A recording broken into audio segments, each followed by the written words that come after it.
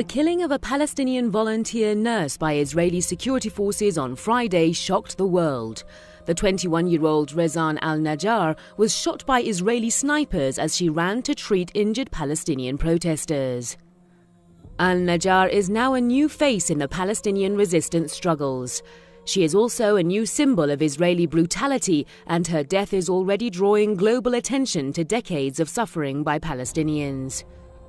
The Palestinians say the world should not remain silent toward the killing of al-Najjar, what they say could have triggered strong reactions should it had occurred anywhere else.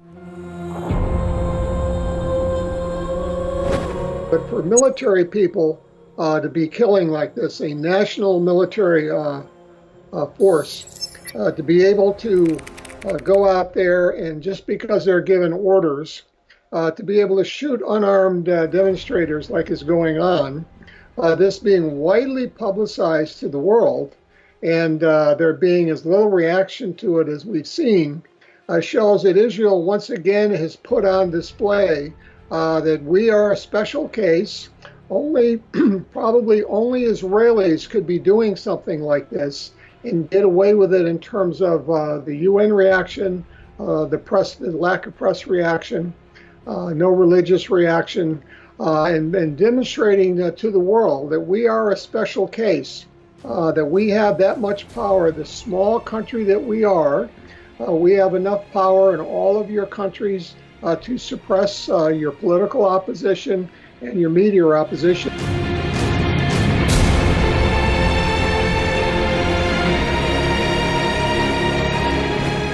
Rezan al-Najjar's death comes after weeks of Palestinian protests, known as the Great March of Return. The peaceful protests that started in March have so far left above 120 Palestinians killed by Israeli live fire. Many are surprised that the world has largely remained silent toward what they believe is an instance of a brutal criminal act on the part of the Israelis. And concerns are to the same degree rising that the world's silence is already emboldening the Israelis to intensify their brutality against the Palestinians. Nothing will have been done to help the Palestinian people because things are going to continue to go on as they have. So you've just brought a world of hate and anger and problems onto your own organization. And so they basically created a situation here where people can justify just staying out of it.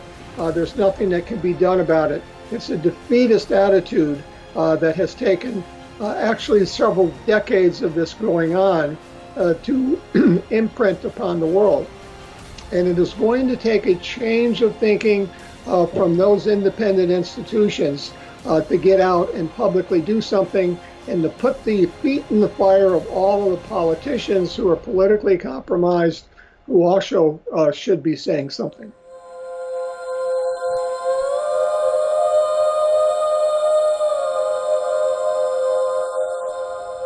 The current peaceful protests that the Palestinians have started are meant to demand their right of return, in accordance with UN Resolution 194.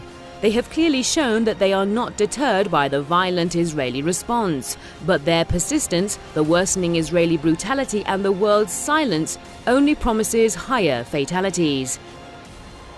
It is high time the world wake up to the truth about the sufferings of the Palestinians. A nation that has been denied of their ancestral land is victim to Israeli atrocities, not since March but for decades now. And the more such atrocities continue, the more the legitimacy of global institutions like the UN that have been formed to address the plight of nations, that were formed to address the plight of such nations, will be under question.